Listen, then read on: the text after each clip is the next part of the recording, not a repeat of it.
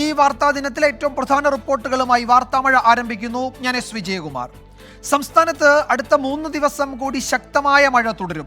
മഴക്കെടുതി നേരിടാൻ തദ്ദേശ ഭരണ വകുപ്പ് കൺട്രോൾ റൂമുകൾ തുറന്നു. 8 ദുരിതാശ്വാസ ക്യാമ്പുകളിലായി 226 പേരെ മാറ്റി പാർപ്പിച്ചു. മഴ കനത്തതോടെ കൊച്ചിയും തൃശ്ശൂരും കോഴിക്കോടും ഉൾപ്പെടെയുള്ള നഗരങ്ങളിൽ വെള്ളക്കെട്ട് പ്രതിസന്ധി രൂക്ഷമായി. മുന്നൊരുക്കങ്ങളുടെ അഭാവം ഉണ്ടായെന്നാരോപിച്ച് തൃശ്ശൂരിൽ പ്രതിപക്ഷം കോർപ്പറേഷൻ കൗൺസിലിനെതിരെ രംഗത്തെത്തി. കുട്ടനാട്ടിലും വെള്ളക്കെട്ട് പ്രതിസന്ധി ജനത്തെ വലച്ചു. കാണാം ഇന്നത്തെ ലീഡ് സ്റ്റോറി.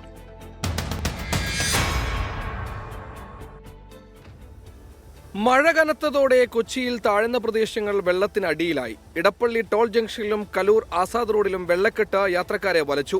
ഗതാഗതവും തടസ്സപ്പെട്ടു.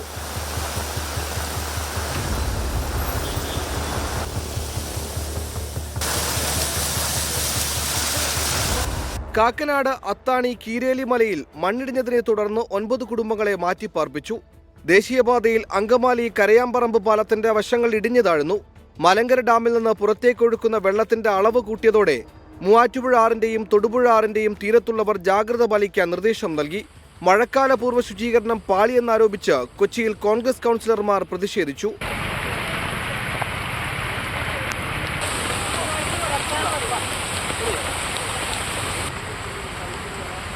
തൃശൂരിൽ 2 ഫ്ളാറ്റുകളിലും അശ്വിനി ആശുപത്രിയിലും വെള്ളം കയറിയതിനെ തുടർന്ന് കോടികളുടെ നാശനഷ്ടമാണ് ഉണ്ടായത്. കോട്ടയം ഓണംതുരുത്തിൽ യുവാവ് വെള്ളക്കെട്ടിൽ വീണ് മരിച്ചു. മങ്ങാട്ടുകുഴി സ്വദേശി വിനോദ് കുമാറാണ് മരിച്ചത്. മോട്ടോർ ഉപയോഗിച്ച് പമ്പ് ചെയ്താണ് കോഴിക്കോട് മെഡിക്കൽ കോളേജ് ആശുപത്രിയിലെ വെള്ളക്കെട്ട് ഒഴിവാക്കിയത്. വിഷയത്തിൽ ആരോഗ്യമന്ത്രി അടിയന്തര റിപ്പോർട്ട് തേടി. പന്തീരങ്കാവിൽ ദേശീയപാതയുടെ സർവീസ് റോഡും സംരക്ഷണ ഭിത്തിയും തകർന്ന് വീടുകൾക്ക് മുകളിലേക്ക് പതിച്ച് ഒരാൾക്ക് പരിക്കേറ്റു. കോഴിക്കോട് കക്കയത്ത് മരം കടപുഴകി വീഴുന്നതിനിടെ സ്കൂട്ടർ യാത്രക്കാരി അത്ഭുതകരമായി രക്ഷപ്പെട്ടു. നന്മണ്ട ചീക്കിലോട് മതിൽ തകർന്ന് വീടിന് മുകളിലേക്ക് പതിച്ചു. മലപ്പുറത്ത് പലയിടങ്ങളിലും റോഡിലേക്ക് മണ്ണിടിഞ്ഞ് വീണ ഗതാഗതം തടസ്സപ്പെട്ടു. തേഞ്ഞിപ്പാലം പള്ളിക്ക് ബസാറിൽ വീടുകളിൽ വെള്ളം കയറി. News desk 24. ഇന്ന് ഉച്ചയ്ക്ക് ശേഷം വീണ്ടും ശക്തി പ്രാപിച്ച മഴയിൽ കൊച്ചിയിൽ വിവിധയിടങ്ങളിൽ വെള്ളക്കെട്ട് രൂക്ഷമാണ്. കാക്കനാട് അത്താണി കീരേലി മലയിൽ മണ്ണിടിഞ്ഞതിനെ തുടർന്ന് 9 കുടുംബങ്ങളെ മാറ്റിപ്പാർപ്പിച്ചു. ഇൻഫോ പാർക്കിലെ വെള്ളക്കെട്ടിനു കാരണമായ കോഴിച്ചിറ ബണ്ട് പൊളിച്ചു. ജില്ലാ കളക്ടറുടെ നിർദ്ദേശത്തെ തുടർന്നാണ് ഈ നടപടി. എബിൻ ജോസ് വിവരങ്ങൾ നൽകും കൊച്ചിയിൽ നിന്ന്. എബിൻ, ഇന്ന് വൈകുന്നേരം വീണ്ടും മഴ ശക്തമായി. നഗരത്തിൽ ഇന്നലത്തേതുപോലെ തന്നെ വെള്ളക്കെട്ട് രൂക്ഷമാണ്. ഇപ്പോഴത്തെ സ്ഥിതിഗതികൾ എങ്ങനെയാണ്? ഇടപ്പള്ളി അടക്കം കളമശ്ശേരി അടക്കമുള്ള മേഖലകളിൽ ഇപ്പോഴും ഗതാഗതം ബാധിക്കപ്പെട്ടിട്ടുണ്ടോ?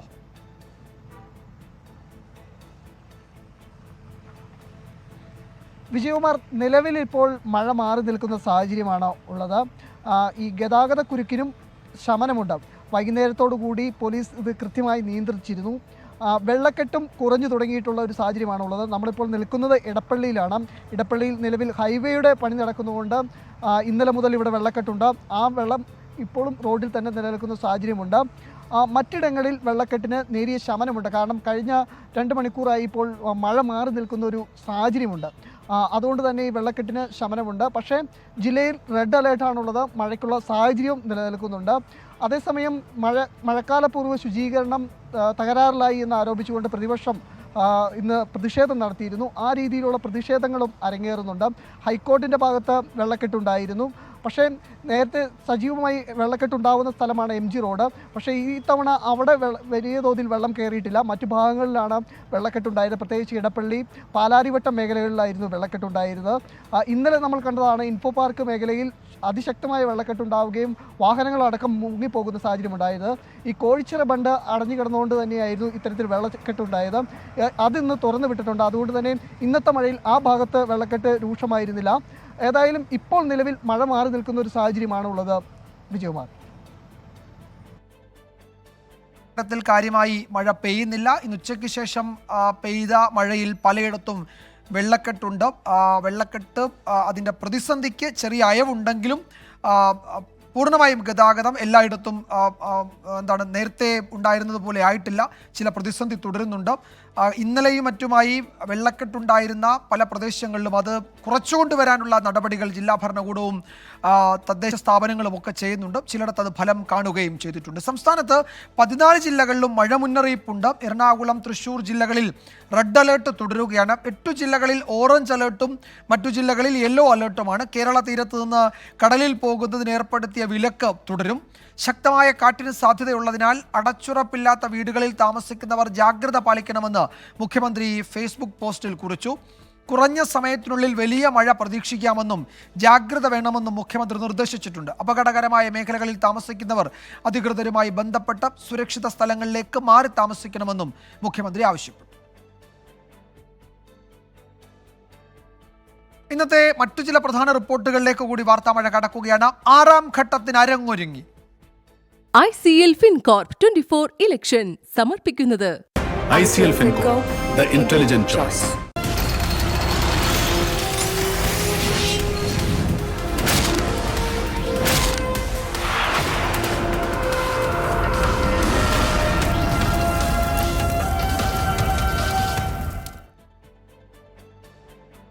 ലോക്സഭാ തെരഞ്ഞെടുപ്പിന്റെ 6ാം ഘട്ട വോട്ടെടുപ്പിനുള്ള പരസ്യ പ്രചാരണം അവസാനിച്ചു. ഡൽഹി അടക്കം 6 സംസ്ഥാനങ്ങളിലും 2 കേന്ദ്രഭരണ പ്രദേശങ്ങളിലും ശനിയാഴ്ച വോട്ടെടുപ്പ് നടക്കും.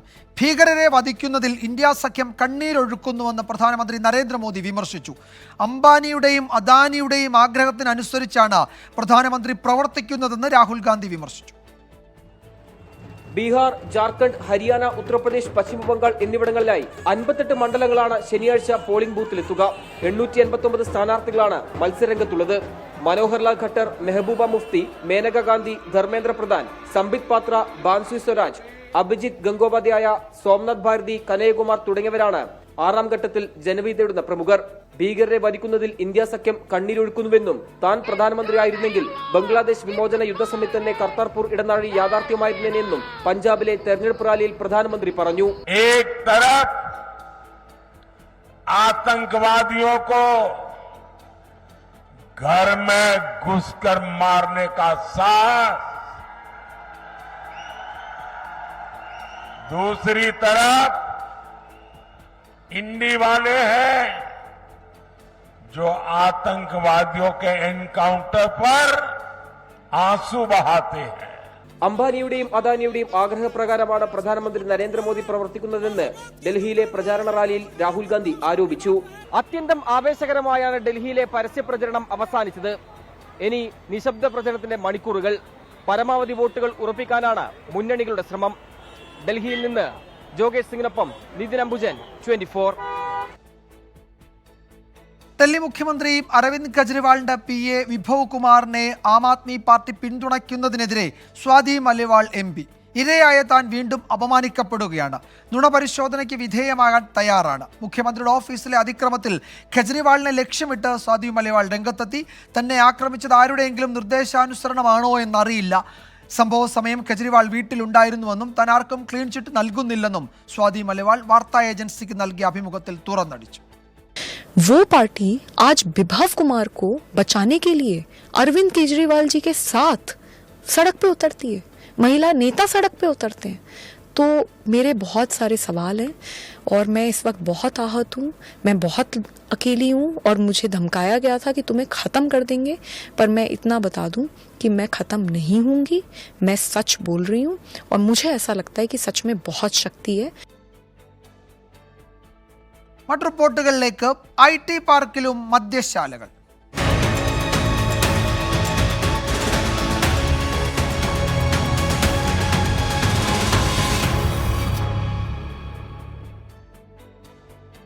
സംസ്ഥാനത്തെ IT പാർക്കുകളിലെ മദ്യശാലകൾ ഈ വർഷം തന്നെ ആരംഭിക്കും. പ്രതിപക്ഷ എതിർപ്പ് മറികടന്ന് നിർദ്ദേശങ്ങൾക്ക് സബ്ജക്ട് കമ്മിറ്റി അംഗീകാരം നൽകി. 20 ലക്ഷം രൂപയാണ് ലൈസൻസ് ഫീസ്. രാവിലെ 11 മുതൽ രാത്രി 11 വരെയാണ് മദ്യശാലകൾ പ്രവർത്തിക്കുക. സംസ്ഥാന സർക്കാരിന്റെ കഴിഞ്ഞ മദ്യനയത്തിന്റെ ഭാഗമായിട്ടായിരുന്നു IT പാർക്കുകളിൽ മദ്യശാലകൾ ആരംഭിക്കാനുള്ള തീരുമാനം. അബ്കാരി നിയമത്തിൽ ഭേദഗതി കൊണ്ടുവന്നതോടെ പ്രതിപക്ഷത്ത് നിന്ന് തിരുവഞ്ചൂർ രാധാകൃഷ്ണനും K ബാബുവും എതിർപ്പുന്നയിച്ചു. ഇതോടെ നിർദ്ദേശങ്ങൾ സബ്ജക്ട് കമ്മിറ്റിക്ക് വിട്ടു. വിശദ ചർച്ചകൾ നടന്നപ്പോഴും പ്രതിപക്ഷം എതിർപ്പ് ആവർത്തിച്ചു. ഇത് തള്ളിയാണ് സബ്ജക്ട് കമ്മിറ്റി നിർദ്ദേശങ്ങൾക്ക് അംഗീകാരം നൽകിയത്. IT പാർക്കുകൾക്ക് FL 4C ലൈസൻസ് ആയിരിക്കും നൽകുക. ലൈസൻസ് ഫീസ് 10 ലക്ഷമാക്കണമെന്നായിരുന്നു IT വകുപ്പിന്റെ നിർദ്ദേശം. എന്നാൽ 20 ലക്ഷം വേണമെന്ന എക്സൈസ് വകുപ്പിന്റെ ആവശ്യം അംഗീകരിച്ചു. രാവിലെ 11 മുതൽ രാത്രി 11 വരെയായിരിക്കും പ്രവർത്തന സമയം. പ്രവർത്തന പരിചയവും സർക്കാർ നിശ്ചയിക്കുന്ന വാർഷിക വിറ്റുവരവുമുള്ള കമ്പനികൾക്കാണ് നടത്തിപ്പിന് അനുമതി. ബാർ നടത്തിപ്പുകാർക്ക് പാർക്കുകളിൽ മദ്യം നൽകുന്നതിന് അനുമതി ഉണ്ടാകില്ല. സർക്കാർ ഉടമസ്ഥതയിലോ നിയന്ത്രണത്തിലോ ഉള്ള പാർക്കുകളിൽ പ്രത്യേക സ്ഥലത്ത് സ്ഥാപിക്കുന്ന വിനോദ കേന്ദ്രത്തിലായിരിക്കും മദ്യശാലകൾ. ജോലി സമയത്ത് ജീവനക്കാർ മദ്യപിക്കുന്നതടക്കമുള്ള കാര്യങ്ങളിൽ ബന്ധപ്പെട്ട കമ്പനികൾക്ക് തീരുമാനമെടുക്കാം.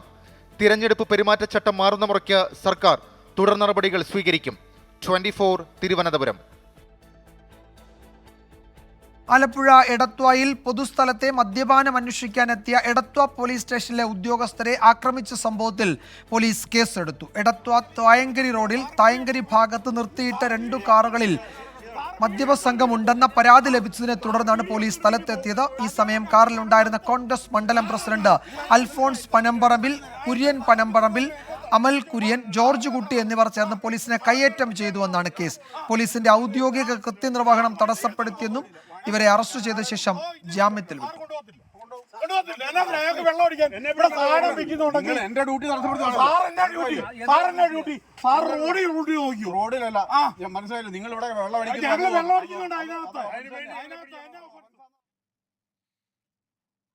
മറ്റൊരു റിപ്പോർട്ടിലേക്ക്. തിരുവനന്തപുരം പാളയത്ത് CSI ദക്ഷിണ കേരള മഹാ ഇടവക ആസ്ഥാനത്ത് പ്രതിഷേധം തുടരുകയാണ്. അഡ്മിനിസ്ട്രേറ്റീവ് കമ്മിറ്റിയെ കോടതി പിരിച്ചുവിട്ട് പുതിയ ബിഷപ്പിന് ചുമതല നൽകിയതാണ് പ്രതിഷേധത്തിന് കാരണം. സലീം മാലിക് വിവരങ്ങൾ നൽകും തിരുവനന്തപുരത്ത് നിന്ന്. സലീം, ഏതാനും മണിക്കൂറുകളായി അവിടെ സംഘർഷ സമാന സാഹചര്യമാണ്. അതിനിപ്പോഴും അയവ് വന്നിട്ടില്ല എന്നാണോ കരുതേണ്ടത്? വിജയകുമാർ, കഴിഞ്ഞ കുറച്ച് മണിക്കൂറുകളായി ദക്ഷിണ കേരള CSI മഹാ ഇടവക സഭയുടെ ആസ്ഥാനത്തിന് മുൻപിൽ 2 കൂട്ടരായി ചേരി തിരിഞ്ഞുകൊണ്ടുള്ള ഒരു പ്രതിഷേധമാണ് നടക്കുന്നത്. അത് ഈ പ്രതിഷേധക്കാരുടെ എല്ലാം ആവശ്യം ഏതെങ്കിലും ഉത്തരവാദിത്തപ്പെട്ടവർ ഇവിടെ വന്ന് ഇവരുടെ പ്രശ്നങ്ങൾക്കൊരു പരിഹാരം ഉണ്ടാക്കുന്നതുവരെ ഇവിടെ തുടരും എന്നുള്ളതാണ്. അല്പസമയത്തിനകം തന്നെ സബ് കളക്ടർ ഇവിടേക്ക് എത്തും എന്ന് അറിയിച്ചിട്ടുണ്ട്. സബ് കളക്ടർ ഇപ്പോൾ ഉടൻ തന്നെ ഇവിടേക്ക് എത്തും എന്നുള്ളതാണ്. സബ് കളക്ടർ ഇവിടേക്ക് ഈ സംഭവ സ്ഥലത്തേക്ക് എത്തിയിട്ടുണ്ട്. എന്തായാലും വലിയ പ്രതിഷേധം അത് ഈ 2 കൂട്ടരുടെയും നേതൃത്വവുമായി ചർച്ച ചെയ്തതിന് ശേഷം അത് അനുനയത്തിൽ പരിഹരിക്കാൻ കഴിയുമോ എന്നുള്ളതാണ് നോക്കുന്നത്. എന്തായാലും 2 കൂട്ടരുടെയും നേതൃത്വവുമായി അല്പസമയത്തിനകം തന്നെ സബ് കളക്ടർ ചർച്ച നടത്തും. നിലവിൽ ഇവിടെ ഈ ഇരുവിഭാഗവും പറയുന്നത് ഈ ഇതുമായി ബന്ധപ്പെട്ട ഭരണവുമായി ബന്ധപ്പെട്ട പ്രശ്നത്തിലാണ്. CSI ദക്ഷിണ കേരള മഹാ ഇടവകയുടെ അഡ്മിനിസ്ട്രേറ്റീവ് കമ്മിറ്റിയെ നേരത്തെ കോടതി പിരിച്ചുവിടുകയും പുതിയ ബിഷപ്പിന് ചുമതല നൽകുകയും ചെയ്തിരുന്നു. അതിനുശേഷം ആ തീരുമാനത്തിൽ പുതിയ ഉത്തരവ് അവർക്ക് ലഭിച്ചുവെന്നും ഒരു വിഭാഗത്തിന് ലഭിച്ചുവെന്നും അതിനുശേഷം പിന്നീട് നിലവിലുള്ള ഈ ബിഷപ്പിനെ പുറത്താക്കണമെന്നും ഇവർ ആവശ്യപ്പെട്ട ഒരു സംഘം ഇവിടേക്ക് എത്തുകയായിരുന്നു. അതിനുശേഷം ബിഷപ്പ് പുറത്തേക്ക് ഇറങ്ങിയപ്പോൾ ബിഷപ്പിനെ അനുകൂലിക്കുന്ന ഒരു വിഭാഗം ബിഷപ്പിനെ തടയുകയും ഇവിടെ നിന്ന് പോകരുത് എന്ന് പറയുകയും ചെയ്തു. അങ്ങനെ ബിഷപ്പ് ഇപ്പോൾ തന്നെ മണിക്കൂറുകളായി കാറിൽ തന്നെ തുടരുന്ന ഒരു സാഹചര്യമുണ്ട്. ആ നിലയിൽ ബിഷപ്പിനെ ഇവിടെ നിർത്തിക്കൊണ്ടുള്ള ഒരു പ്രതിഷേധം ഒരു വിഭാഗം നടത്തുന്നു. അതേസമയം നേരത്തെ മുൻ അഡ്മിനിസ്ട്രേറ്റീവ് സെക്രട്ടറിയായ TT പ്രവീണിന്റെ നേതൃത്വത്തിൽ മറ്റൊരു വിഭാഗം ഈ സഭാസ്ഥാനത്ത് മറ്റൊരു സൈഡിൽ നിലയുറപ്പിച്ച് പ്രതിഷേധം തുടരുകയും ചെയ്യുന്നു. ഈ TT പ്രവീണിന്റെ നേതൃത്വത്തിലുള്ള സംഘമാണ് നേരത്തെ കോടതിയിൽ നിന്ന് തങ്ങൾക്ക് അനുകൂലമായി വിധി ലഭിച്ചു എന്ന് പറഞ്ഞുകൊണ്ട് ഈ സഭാ ഓഫീസിനകത്തേക്ക് കയറിയത്. അതിനുശേഷം സഭാ ഓഫീസിനകത്ത് കയറി ഇവിടെ നിന്നും ചുമതല ഏറ്റെടുത്തതായി പറയുകയും ചെയ്തിരുന്നു. അങ്ങനെ 2 വിഭാഗവും സ്വന്തമായി ഇപ്പോഴും ഭരണം തങ്ങൾക്കാണ് എന്നുള്ളൊരു അവകാശവാദം ഉന്നയിച്ചുകൊണ്ടിരിക്കുന്ന ഒരു സാഹചര്യമാണുള്ളത്. അതിനിടയിൽ നിലവിൽ ഈ പുതിയ ബിഷപ്പ് ഇൻചാർജായി ചുമതല ഏറ്റെടുത്തിരുന്ന റോയിസ് മനോജ് വിക്ടർ, അദ്ദേഹമാണ് ഈ കാറിനുള്ളിൽ തന്നെ ഉള്ളത്. ഇപ്പോൾ നേതൃത്വവുമായി സബ് കളക്ടറും ഒപ്പം തന്നെ മുതിർന്ന പോലീസ് ഉദ്യോഗസ്ഥരും ചേർന്ന് ചർച്ച നടത്തും എന്നുള്ളതാണ് മനസ്സിലാക്കുന്നത്. അതിനുശേഷം ഈ സംഘർഷത്തിലേക്കൊരു അയവ് വരുമോ എന്നുള്ളത് കൂടി നമ്മൾ കാത്തിരുന്ന് കാണണം. എന്തായാലും ഇതുവരെയും ഈ 2 കൂട്ടരെയും ഒരു തരത്തിലും വിട്ടുകൊടുക്കാനോ വിട്ടുവീഴ്ചയ്ക്കോ തയ്യാറായിട്ടില്ല. 2 കൂട്ടരും ആ നിലയിൽ തന്നെ പ്രതിഷേധവുമായി തുടരുകയും ചെയ്യുന്ന ഒരു സാഹചര്യമുണ്ട്. മാത്രമല്ല ഈ ബിഷപ്പിന്റെ അനുകൂല വിഭാഗം പറയുന്നത് കളക്ടർ ഇവിടേക്ക് എത്തി കാര്യങ്ങൾ സലീം മാലിക്കാണ് വിവരങ്ങൾ നൽകിയത് തിരുവനന്തപുരത്ത് നിന്ന്. അഡ്മിനിസ്ട്രേറ്റീവ് കമ്മിറ്റിയെ കോടതി പിരിച്ചുവിട്ട് പുതിയ ബിഷപ്പിന് ചുമതല നൽകിയതാണ് ഈ പ്രതിഷേധത്തിന് കാരണമായത്. സബ് കളക്ടറും ഉന്നത പോലീസ് ഉദ്യോഗസ്ഥരും അവിടെ എത്തിയിട്ടുണ്ട്. ഇരുപക്ഷവുമായി സംസാരിച്ച് പ്രശ്നം പരിഹരിക്കാൻ കഴിയും എന്ന പ്രതീക്ഷയാണ് ഉദ്യോഗസ്ഥർ പങ്കുവയ്ക്കുന്നത്. മറ്റു റിപ്പോർട്ടുകളിലേക്ക്. കൂട്ടക്കുരുതിയിൽ നടപടിയില്ല.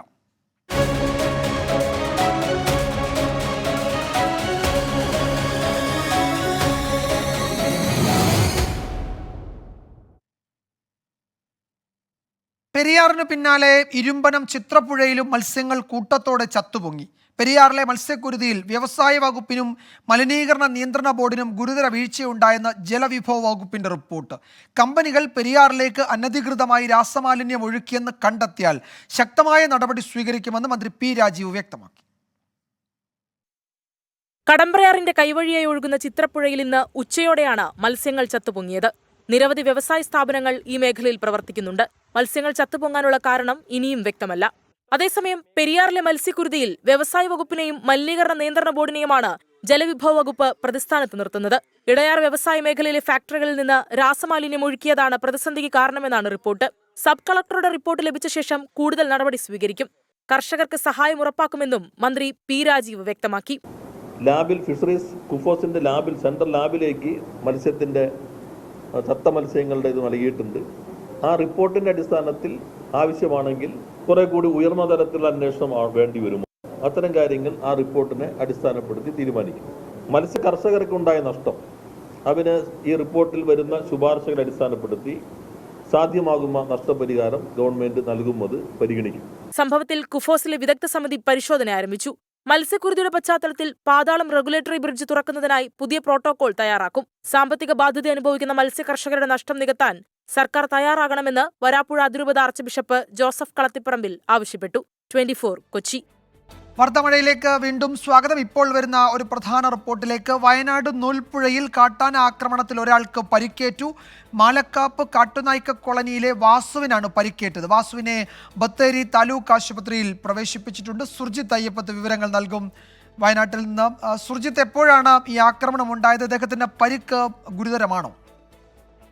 വിജയകുമാർ എന്ന ഏഴരയോട് കൂടിയാണ് ഇത്തരത്തിലൊരു സംഭവം ഉണ്ടായിരിക്കുന്നത്. മാലക്കാപ്പ് കാട്ടുനായ്ക്ക കോളനിയിലെ വാസുവിനാണ് കാട്ടാനയുടെ ആക്രമണത്തിൽ പരിക്കേറ്റിരിക്കുന്നത്.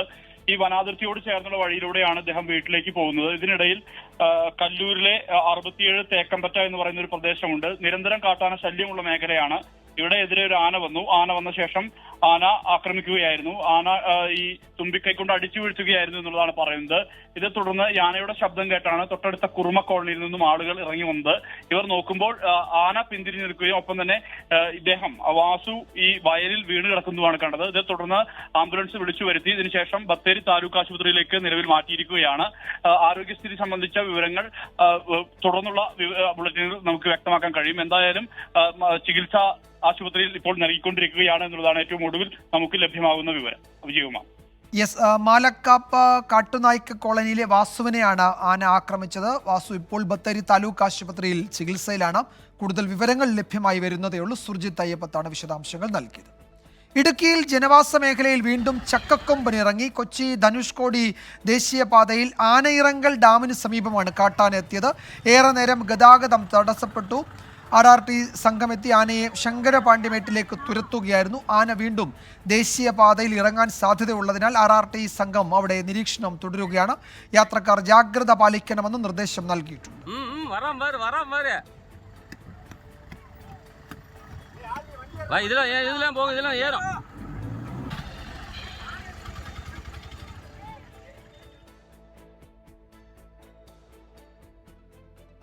മറ്റൊരു പ്രധാന റിപ്പോർട്ടിലേക്കാണ് ഇനി നമ്മൾ കടക്കുന്നത്. മോചനത്തിന് വഴിയൊരുങ്ങുന്നു.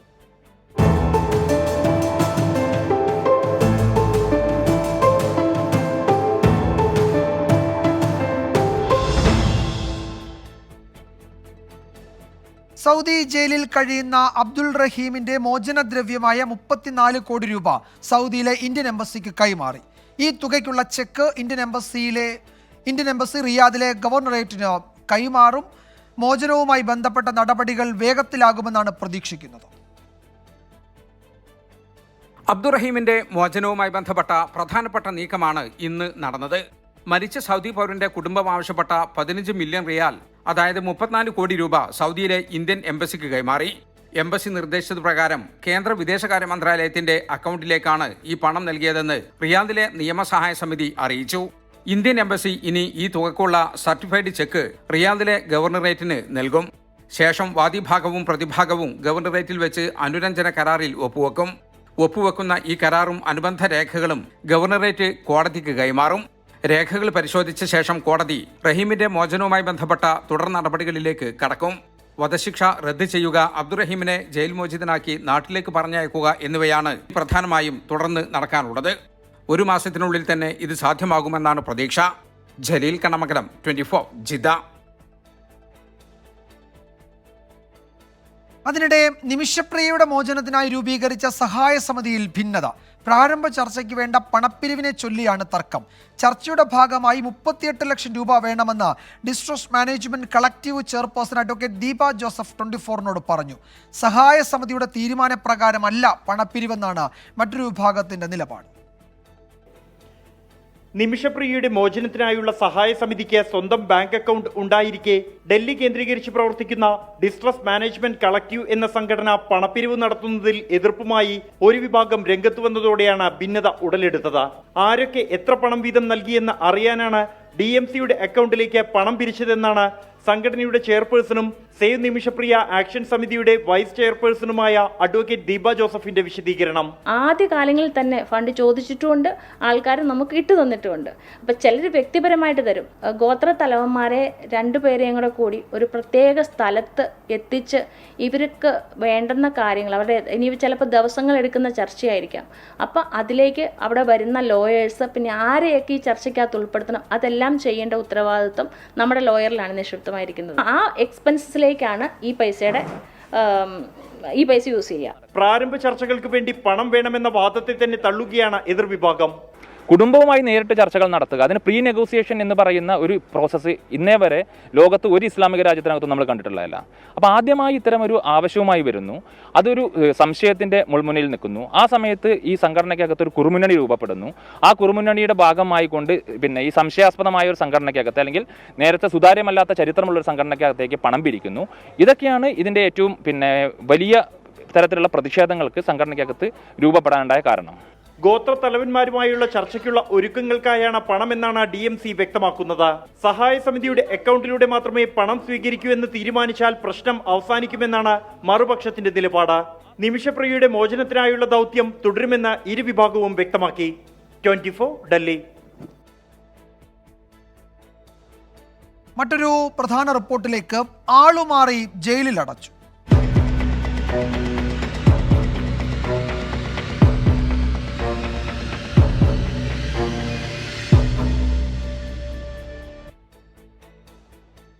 മലപ്പുറം പൊന്നാനിയിൽ പോലീസ് ആളുമാറി നിരപരാധിയെ ജയിലിൽ അടച്ചു. ഭാര്യയ്ക്ക് ജീവനാംശം നൽകുന്നില്ലെന്ന കേസിൽ വെളിയംകോട് സ്വദേശി ആലുങ്ങൽ അബൂബക്കറാണ് ജയിലിൽ കിടന്നത്. പരാതിയുമായി ബന്ധുക്കൾ കോടതിയെ സമീപിച്ചതോടെ യുവാവ് ജയിൽ മോചിതനായി. ജീവനാംശം നൽകുന്നില്ലെന്ന ഭാര്യയുടെ പരാതിയിൽ വടക്കേപ്പുറത്ത് അബൂബക്കറിനെ അറസ്റ്റ് ചെയ്യാൻ തിരൂർ കുടുംബ കോടതിയിൽ നിന്നുള്ള വാറന്റ് ഉണ്ടായിരുന്നു. പോലീസ് നേരെ പോയത് ആലുങ്ങൽ അബൂബക്കറിന്റെ വീട്ടിൽ. ആലുങ്ങൽ അബൂബക്കറിന്റെ പേരിൽ കുടുംബ പ്രശ്നവുമായി ബന്ധപ്പെട്ട് ഭാര്യ നേരത്തെ പോലീസിൽ പരാതി നൽകിയിരുന്നു. ആളുമാറിയ വിവരം അബൂബക്കർ അറിയിച്ചെങ്കിലും പോലീസ് വഴങ്ങിയില്ല. അറസ്റ്റ് ചെയ്ത് കോടതിയിൽ ഹാജരാക്കി. ഭാര്യയ്ക്ക് ജീവനാംശമായി 4 ലക്ഷം രൂപ നൽകാൻ കോടതി വിധിച്ചു. തുകയില്ലെന്ന് പറഞ്ഞതോടെ 6 മാസം തടവിനും ശിക്ഷിച്ചു. എന്നാൽ സംശയം തോന്നിയ ബന്ധുക്കൾ നടത്തിയ അന്വേഷണത്തിലാണ് യഥാർത്ഥ പ്രതി വടക്കേപ്പുറത്ത് അബൂബക്കറാണെന്ന് വ്യക്തമാകുന്നത്. കോടതിക്ക് കാര്യം ബോധ്യപ്പെട്ടതോടെ യുവാവിനെ കോടതി ജയിൽ മോചിതനാക്കി. തിരൂര് കുടുംബ കോടതി കൊടുന്നു. അവിടെ ജഡ്ജിന് മുന്നിൽ ഹാജരാക്കി. പൈസ ആണ് അവർക്ക് വേണ്ടത്. പൈസ കാര്യങ്ങളൊക്കെ പറഞ്ഞു. ഇത്ര വലിയ തുക അടക്കം ഞാൻ വലിയ പ്രതിയായിട്ടൊന്നുമല്ല. ഞാൻ വലിയ പ്രതിയല്ല. എൻ്റെ ജീവിതത്തിൽ അങ്ങനെ ഉണ്ടായിട്ടില്ല. ജഡ്ജി 4 ദിവസം കൊടുക്കാൻ പറ്റില്ല. പഞ്ച് പറഞ്ഞു എന്നാൽ ഓക്കെ, എന്തായാലും തവന്നൂര് ജയിലിൽ കിടക്കേണ്ടി വരും പറഞ്ഞു. 6 മാസം. അതിന് ഞാനവിടുന്ന് അവർ ജീപ്പിൽ എന്താക്കി എന്നെ അവിടേക്ക് ജയിലുണ്ടാക്കി.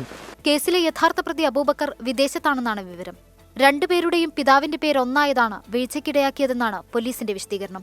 മനുഷ്യാവകാശ കമ്മീഷൻ ഉൾപ്പെടെ പോലീസിനെതിരെ പരാതി നൽകാനാണ് അബൂബക്കറിന്റെ തീരുമാനം. 24 തിരൂർ. പരാതിയിൽ ഉറച്ച യുവതി.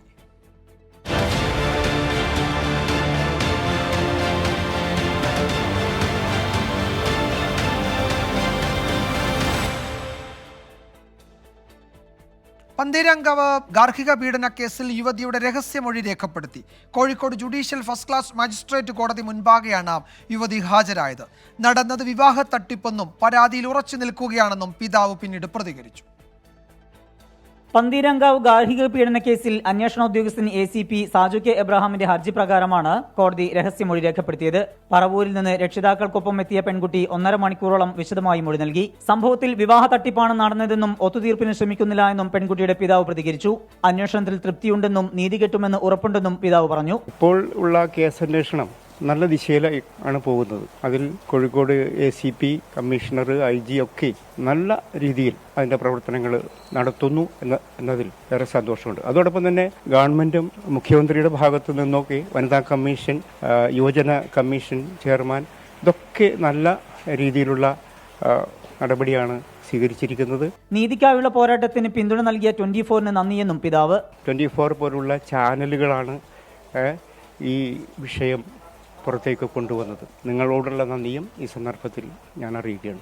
കേസിൽ നടപടി നേരിട്ട സീനിയർ CPO ശരത്ലാലിനെ പ്രതി ചേർക്കണമെന്നും പിതാവ് ആവശ്യപ്പെട്ടു. വിദേശത്തേക്കു കടന്ന പ്രതി രാഹുൽ P. ഗോപാലിനെ നാട്ടിലെത്തിക്കാനുള്ള ശ്രമങ്ങൾ തുടരുകയാണ്. 24 കോഴിക്കോട്. പിടിയിലായത് മുഖ്യ സൂത്രധാരൻ തന്നെ.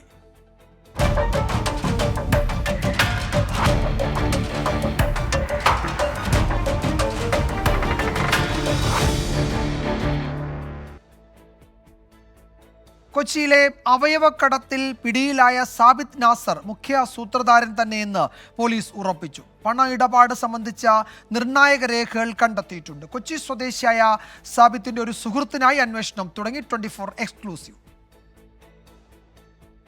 അവയവം സ്വീകരിക്കാനുള്ളവരെയും നൽകാനുള്ളവരെയും കണ്ടെത്തുന്നത് സാബിത്താണ്.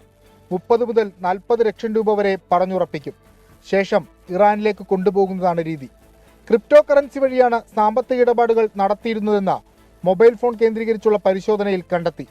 ഈ വിവരങ്ങളുടെ അടിസ്ഥാനത്തിലാണ് സാബിത്ത് കേവലം ഇടനിലക്കാരനല്ല, മുഖ്യ സൂത്രധാരനാണെന്ന നിഗമനത്തിലേക്ക് അന്വേഷണ സംഘം എത്തിയത്. ബംഗളൂരു, ഹൈദരാബാദ് നഗരങ്ങൾക്ക് പുറമെ ഡൽഹിയിൽ നിന്നും ആളുകളെ ഇറാനിലേക്ക് കടത്തിയിട്ടുണ്ട്. സാബിത്തിന്റെ കൂട്ടാളികളെ കേന്ദ്രീകരിച്ചും അന്വേഷണം നടക്കുകയാണ്. രാജ്യവ്യാപക അന്വേഷണം വേണ്ട കേസായതിനാൽ കേന്ദ്ര ഏജൻസികൾ എത്താനുള്ള സാധ്യതയും തള്ളിക്കളയാനാവില്ല. വിഷ്ണു സുരേഷ്, 24 കൊച്ചി.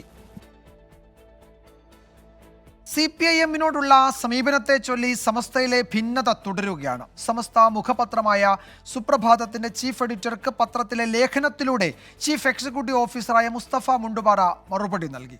സുപ്രഭാതത്തിന് നയമാറ്റം സംഭവിച്ചിട്ടില്ലെന്നും വാർത്തയിലും പരസ്യത്തിലും എല്ലാ വിഭാഗക്കാരെയും ഉൾക്കൊള്ളുന്നതാണ് നയം എന്നുമാണ് അദ്ദേഹത്തിന്റെ മറുപടി.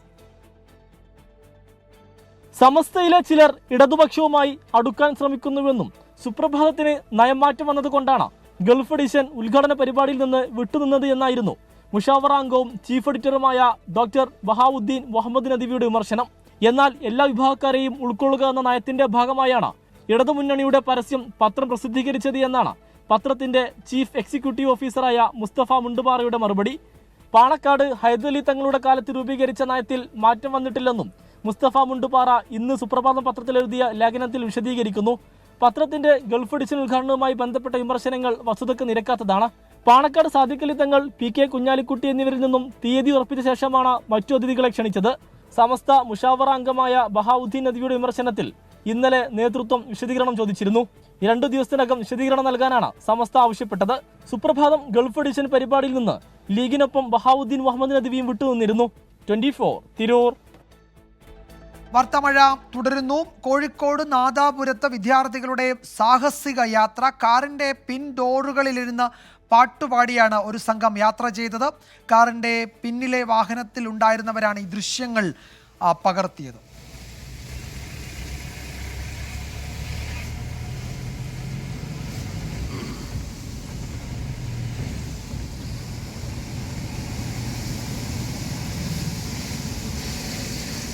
സമീർ C. മുഹമ്മദ് വിവരങ്ങൾ നൽകും കോഴിക്കോട്ട് നിന്ന്. സമീർ, ഇതെപ്പോഴായിരുന്നു ഈ ഒരു അതിസാഹസിക യാത്ര നടത്തിയ ദൃശ്യങ്ങൾ പുറത്തു വന്നത്? ഇതിൻ്റെ വിവരങ്ങൾ കൂടുതൽ ലഭ്യമായിട്ടുണ്ടോ? അന്വേഷണമൊക്കെ തുടങ്ങിയിട്ടുണ്ടാകുമല്ലോ സ്വാഭാവികമായും ഈ വിഷയത്തിൽ, അല്ലേ?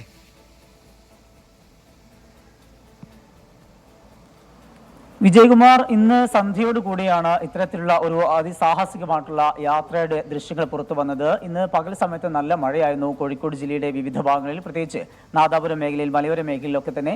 ആ കനത്ത മഴയ്ക്ക് ശേഷം ലഭിച്ചിട്ടുള്ള ഒരു ചാറ്റൽ മഴയും നല്ലൊരു അന്തരീക്ഷമായിരുന്നു. ആ സമയത്താണ് ഇത്തരത്തിലുള്ള ഒരു വിനോദസഞ്ചാരികൾ എത്തുന്ന പോലെ ആ പ്രദേശവാസികൾ തന്നെയാണ് ഇത്തരത്തിലുള്ള ഒരു അതിസാഹസികമായിട്ടുള്ള അപകടം വരുത്തുന്ന വിധത്തിൽ യാത്ര നടത്തിയത്. ഈ സംഭവത്തിൽ വലിയ രീതിയിൽ ഒരു ആശങ്കപ്പെടുന്ന സാഹചര്യം തന്നെയാണുള്ളത്. പ്രത്യേകിച്ചും ഈ വാഹനത്തിന്റെ പിൻ ഡോറുകളിൽ രണ്ടിടങ്ങളിലായിക്കൊണ്ട്, രണ്ട് വശങ്ങളിലായിക്കൊണ്ട് അവിടെ വലിയ രീതിയിൽ പാട്ടിടുന്നു. അപ്പോൾ അതിനെ കുട്ടികൾ നൃത്തം ചെയ്യുന്ന സാഹചര്യം ഉണ്ടാകുന്നു, ഉല്ലസിക്കുന്ന ഒരു സാഹചര്യം ഉണ്ടാകുന്നു. രണ്ട് വശത്തുകൂടെയും വാഹനങ്ങൾ കടന്നുപോകുന്നുണ്ട്, എതിരെയും വാഹനങ്ങൾ വരുന്നുണ്ട്. വലിയ രീതിയിലുള്ള അപകടം വരുത്തി വെക്കുന്ന വിധത്തിലായിരുന്നു ഇത്തരത്തിലുള്ള ഒരു യാത്ര. ഇതിന്റെ ദൃശ്യങ്ങൾ തൊട്ടുപിറകെ വന്ന വാഹനത്തിലെ യാത്രക്കാരാണ് പകർത്തിയത്. ആ പകർത്തിയ ദൃശ്യങ്ങൾ ഇപ്പോൾ പോലീസിനും അതുപോലെ തന്നെ RTOക്കും ഒക്കെ അയച്ചു കൊടുത്തിട്ടുമുണ്ട്. ഈ സംഭവവുമായി ബന്ധപ്പെട്ട് RTOയുടെ അന്വേഷണം ആരംഭിച്ചിട്ടുണ്ട്. അതിൽ KLAB 5961 എന്ന കാറിലാണ് ഇത്തരത്തിലുള്ള അതിസാഹസ്യമായിട്ടുള്ള യാത്ര നടത്തിയിരിക്കുന്നത്. ആ വാഹനം വടകരയിലുള്ള രജിസ്ട്രേഷനാണ് എന്ന് കണ്ടെത്തിയിട്ടുണ്ട്. അതിന്റെ ഉടമയെ നാളെ തന്നെ ഇതുമായി ബന്ധപ്പെട്ട നടപടിയുടെ ഭാഗമായിക്കൊണ്ട് സ്റ്റേഷനിലേക്ക് വിളിപ്പിക്കും. തുടർന്നുള്ള നടപടിയിലേക്ക് മോട്ടോർ വാഹന വകുപ്പും അതുപോലെ തന്നെ പോലീസും നീങ്ങും എന്നാണ് നമുക്ക് മനസ്സിലാക്കാനാവുന്നത്. എന്തായാലും അതിസാഹസ്യമായിട്ടുള്ള വളരെ അപകടം വരുത്തി വെക്കുന്ന ഒരു യാത്രയായിരുന്നു. പോലീസും അതുപോലെ തന്നെ RTOയും മോട്ടോർ വാഹന വകുപ്പും ഈ വിഷയത്തിൽ നടപടി ആരംഭിച്ചിട്ടുണ്ട്. വിജയകുമാർ, അതായത് ഈ വാഹനത്തിന്റെ ഉടമയെ കണ്ടെത്തിയിട്ടുണ്ട്, തിരിച്ചറിഞ്ഞിട്ടുണ്ടല്ലേ?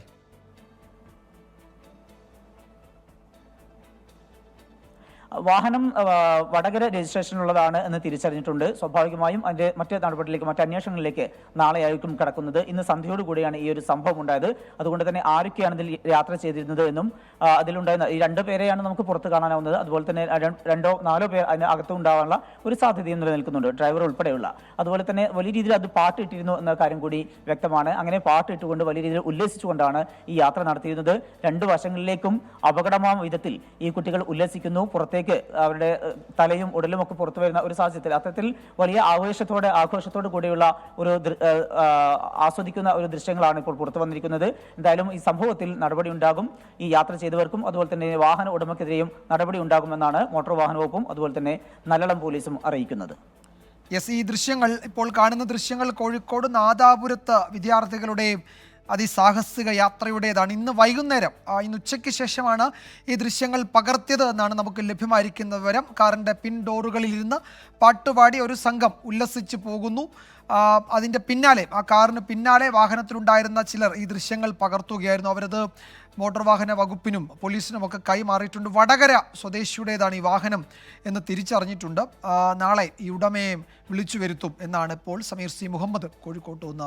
ലോകത്തെവിടെയായാലും ഏത് സമയത്തും 24 വാർത്തകളും ഓഗ്മെന്റഡ് റിയാലിറ്റി പാക്കേജുകളും എക്സ്പ്ലെയിനറുകളും വിശദമായി കാണാൻ ഞങ്ങളുടെ YouTube ചാനൽ നിങ്ങൾക്ക് സബ്സ്ക്രൈബ് ചെയ്യാം.